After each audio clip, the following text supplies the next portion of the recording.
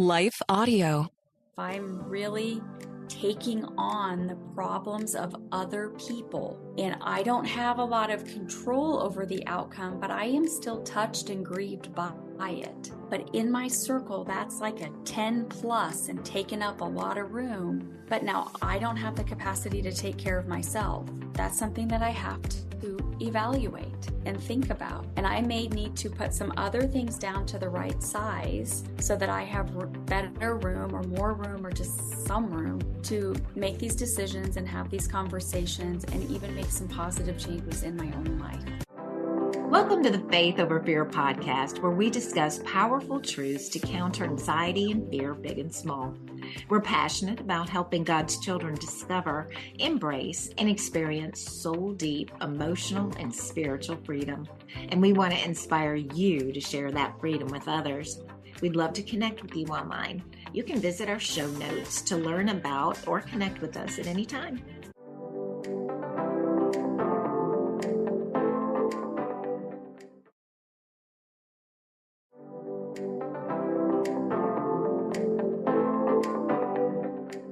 I'm Jennifer Slattery. And I'm Carol McCracken. And we know from stats on our most listened episodes that many of you are hurting. And some of you are hurting very deeply.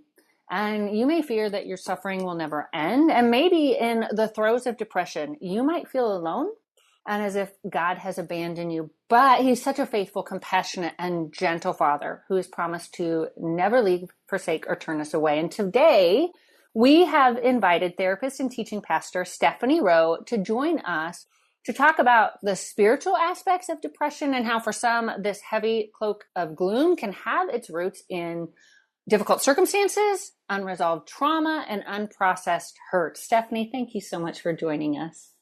Yes, my pleasure. Thank you for having me. Stefanie Rowe is a born and raised Midwesterner who, along with her husband Dave, has made her home in Omaha, Nebraska. Stefanie is a licensed counselor, Gallup Strengths Finder coach, and a teaching pastor at Stonebridge Christian Church. In her free time, Steph loves chasing activities for her two teenage sons, cheering for all things Nebraska Huskers, and volunteers with Love on a Leash, with her Labrador Willow. Maybe sometime you could tell us about that. I imagine as a therapist, you have walked beside numerous people struggling with depression, right? Yes, I would say it's one of the most common things that comes through my doors. And it's something that I've lived with and struggled with in different seasons myself. It's such a complex issue and probably even more complex than we're going to be able to really dive into today. But how often does unresolved pain play into depression? Yeah, that's a great question. And thank you for saying, it is a nuanced, complicated, tricky topic. And so anytime we talk about something mental health related, I think we have to kind of start off by saying, I'll probably get some things right according to some people, and I might get some things wrong according to some people. And that it's a tightrope that we walk, and it's so different from person to person. That makes it difficult to talk about. Sometimes. In fact, I think that's one of the reasons why people don't talk about it. It's because it's individualized and it's different from person to person and it's close to our heart.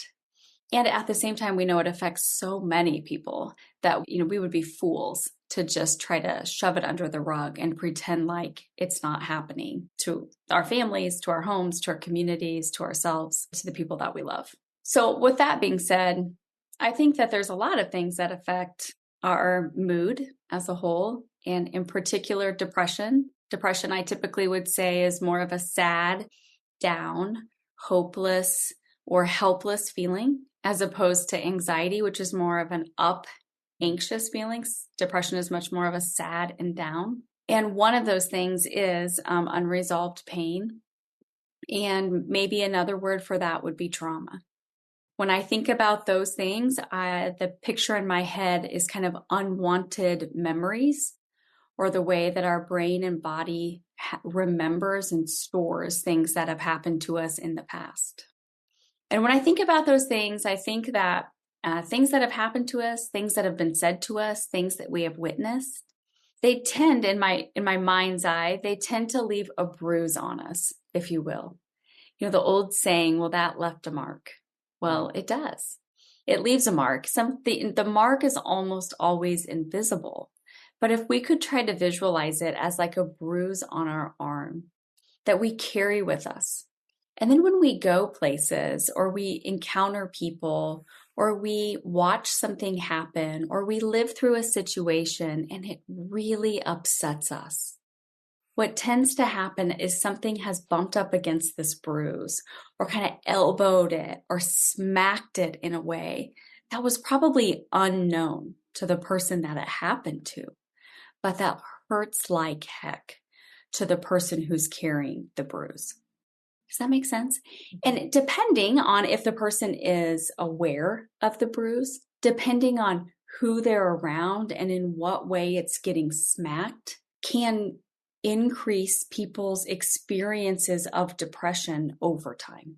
I enjoyed looking at Stefanie's website because she has a mug on it and it says, it's okay to have Jesus and a therapist too. Amen. And that just made me feel a whole lot more comfortable about that because I work in a church. And a lot of times though it's getting better, there seems to be a stigma with mental health. And I think one of the most important things that we can do is to talk about it. So I love what Stefanie is saying is, people bump up against that bruise, if you will, without even knowing about it. Sometimes something triggers it. And I know that sad feeling. I experienced it myself. Sometimes you don't even know that you're going through a depression. It's just things are not okay. And I just think talking about it is so important. And I love it that Stefanie's on this. And there's nothing that Jesus doesn't know.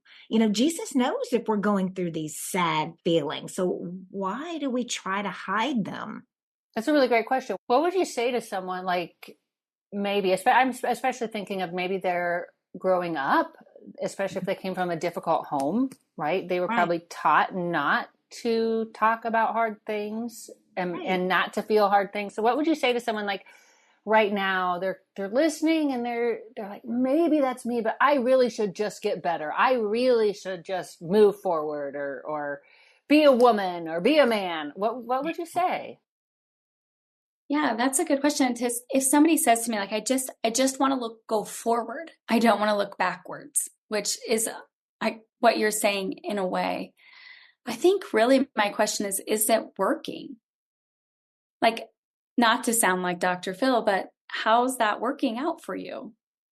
And the reality for a lot of us is that until we acknowledge that these bruises exist, and until we do some sort of work to try to heal them in some capacity, we will continue to go through life where we are inadvertently getting or intentionally getting bumped into, which really leads to a lot of uncomfortable feelings, sometimes even relationships that are unrepairable.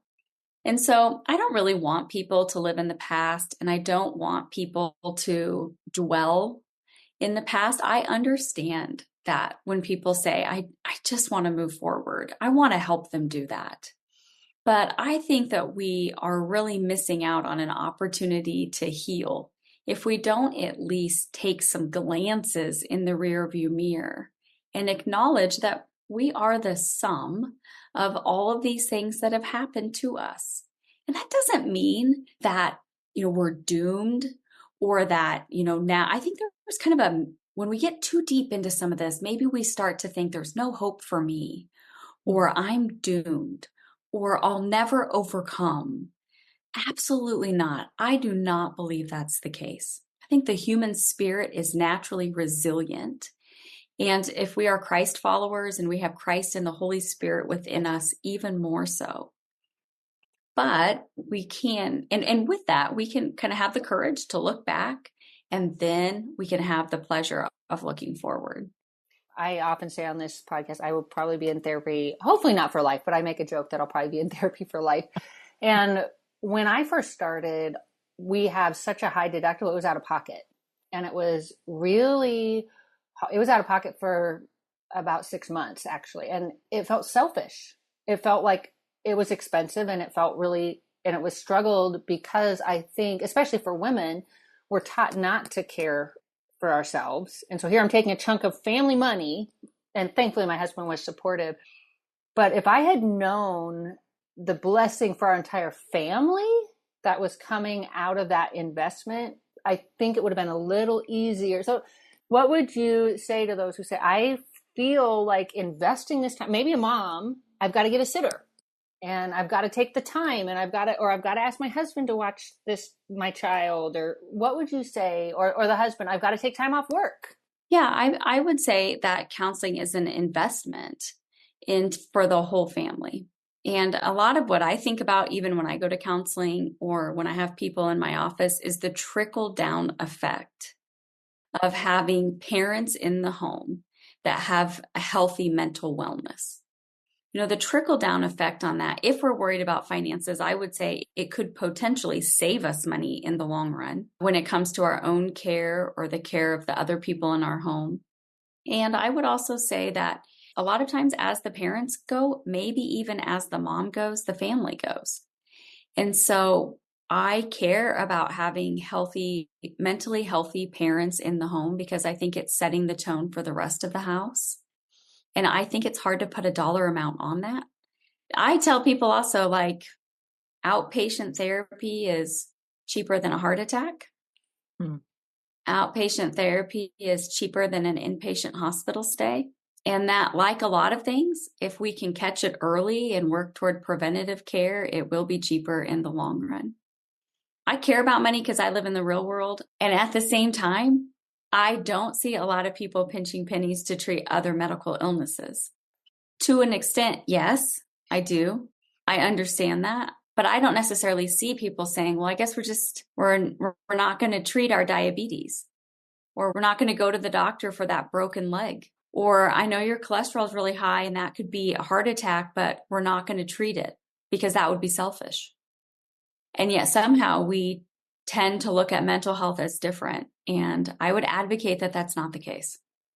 I love that. So I wanted to circle back. You said if you catch it early, can depression, if you you don't address it, can it get worse? Yeah, I mean, again, everybody is different. So it's going to differ from person to person, but it is possible that what starts out as a traditional or maybe more outpatient treatable depression could advance into something where the person is at risk of harming themselves or suicidal, at risk of harming someone else, homicidal.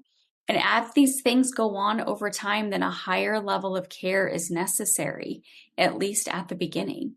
Now, if somebody is listening and they think, that's not me, I didn't get help early, so I'm beyond help, I would say, no way, never. We've never outreached help. There's always help available. But sometimes the longer something has gone on, the intensity and the duration of the help may need to increase, at least at the beginning. Yeah, I hear that. I also would like to talk for those who maybe carry guilt and shame, especially and Carol kind of references in the evangelical and the Christ follower in faith circles. I wanted to mention briefly, I don't know if you guys are familiar with Charles Spurgeon. So he's a 19th century preacher. And so he preached to apparently over 10 million people. He wrote 3,600 sermons that have been translated in 40 languages. He founded a free seminary that led to 53 new church plants and baptized 15,000 people that became Christ followers through his ministry. And he battled depression his entire life. And I think that's important for us we hear and we read about the peace that surpasses understanding and the joy of Christ. And then we struggle with human emotion. And I think we can not understand the nuance that you talked about of just human existence. And so what would you say to those who are like, if I just had more faith, I'd be better? Well, I think Charles Spurgeon, I got that right, is a great example of a person with deep faith who still struggled. And another example that I read a lot is about Mother Teresa. If you read Mother Teresa's journals and diaries, you will see somebody who was also really afflicted by what we would probably label as depression. In the Bible, I studied Elijah pretty intently.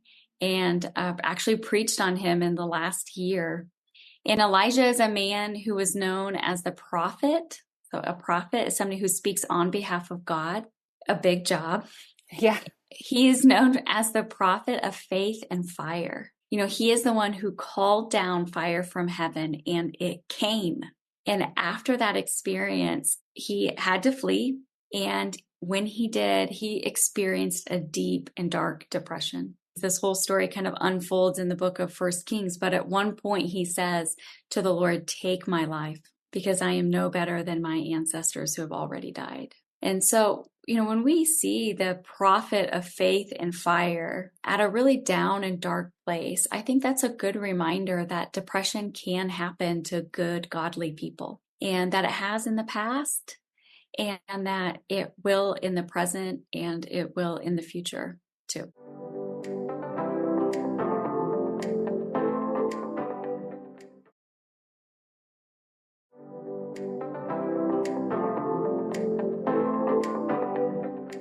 So what can we learn from Elijah's experience? I mean, does his experience or his journey teach us anything when we're in that place? Yeah, I would say so. I think one of the things that it teaches us, when he kind of went from his mountaintop kind of calling on fire experience, then down into kind of the valley of depression, we see that when he was in the valley of depression, he was isolated. He was all alone when that happened. He had left his companion behind and had gone out, and for a lot of reasons.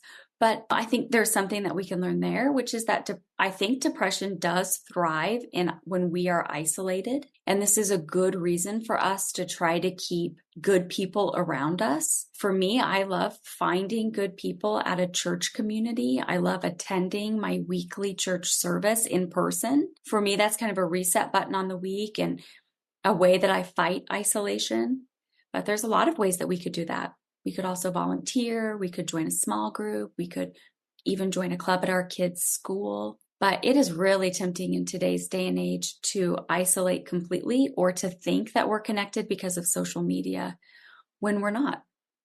There's something big there. I also work in the church, and I came up and I had a lot of dysfunction in my marriage because we have a child that has special needs. And so there was a lot of pressure on us. But I was always raised, you don't air your dirty laundry. And so I tried to be strong and power through it. And I experienced depression and didn't even know it. I ended up, my ministry began to thrive when I went back to the church, talked to my Bible study ladies, and I was told my ministry was much more authentic.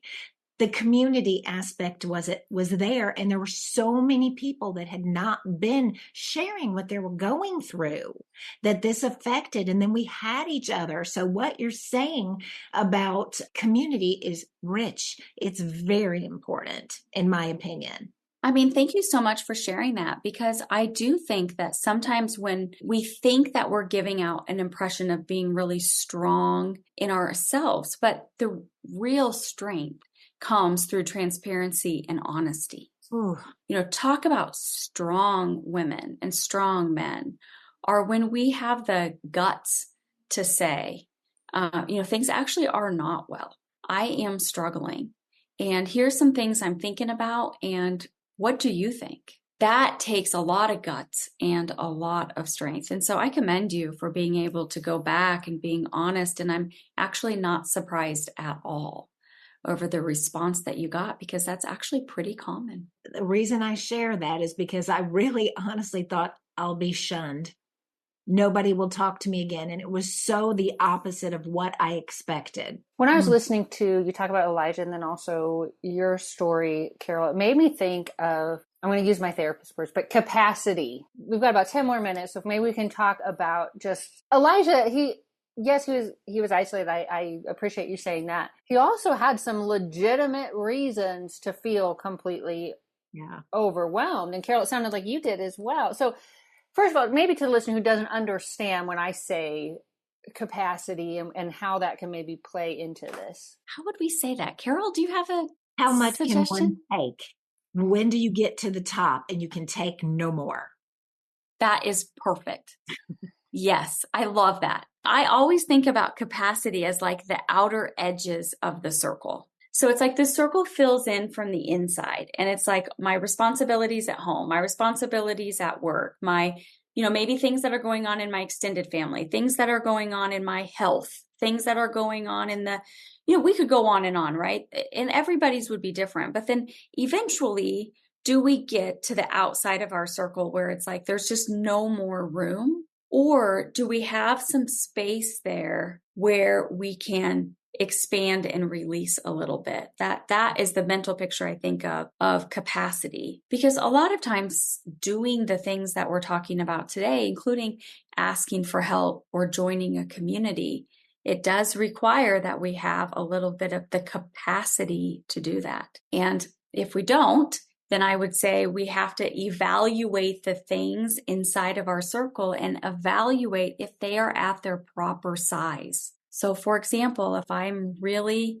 taking on the problems of other people and I don't have a lot of control over the outcome, but I am still touched and grieved by it. But in my circle, that's like a 10 plus and taking up a lot of room. But now I don't have the capacity to take care of myself. That's something that I have to evaluate and think about. And I may need to put some other things down to the right size so that I have better room or more room or just some room to make these decisions and have these conversations and even make some positive changes in my own life. I think that's actually, especially in faith communities, is really prevalent where what I heard you talk about is like sometimes we can almost take ownership of other people's emotions and problems, and we may not realize we're doing that, and it may be so ingrained in us. So that's another complex topic. But what would you say, what would be the first step if someone is like, okay, so as a mom, right, like using that as an example, when my daughter goes through a struggle, I am completely undone. How would I begin to recognize that, and then dial it down? Yeah, great example. I think being curious about it and recognizing it is definitely the first and hardest step. And you might even ask somebody else for help. I think sometimes an outside perspective, it doesn't have to be a professional counselor, it just might be your best friend or your neighbor or somebody you talk to on the phone with. And you could say, hey, if you see me kind of getting over involved in other people's problems, including in this case, my kids, would you just say something? Because I really feel like I'm getting in too deep on things that aren't mine to own. And I think sometimes like even a spouse or a partner, I think that they can be really helpful in some of these situations that we can acknowledge it. And then we can turn it down. I think it's an issue for Christ followers. It becomes a crisis of faith. Do I trust that God is in control? Do I trust that He is in charge here? That He is working all things together for good? That even if it's not the outcome that I want, that God is still in charge? That He sees and that He knows? And that becomes a vertical conversation about what is mine to hold on to and what is mine to let go. And once we let go, we're not saying we don't care. Actually, we're saying we care so much, but it's outside of my realm of control. And I try to remind myself when it comes to parenting and even, maybe people just that I'm close to, that by horning in on other people's situations, I'm removing from them the opportunity to grow with God. And so I think I'm saving them from something, but really I'm not.